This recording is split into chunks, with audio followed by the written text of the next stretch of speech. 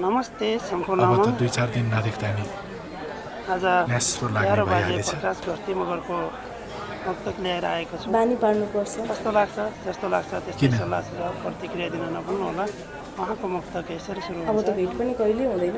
सँगै जिउने बाचा गरी धोका दियो भन्दिन म, यही सोच्छु घरिघरि धोका दियो भन्दिन म। सँगै जिउने बाचा गरी धोका दियो भन्दिन म, यही सोच्छु घरिघरि धोका दियो भन्दिन म। मेरै दिलमा राज गरेर गएकी मान्छे हौ तिमी, मेरै दिलमा राज गरेर गएकी मान्छे हौ तिमी।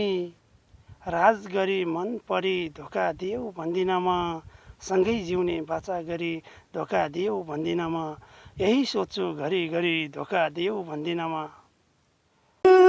को बोझ हो माया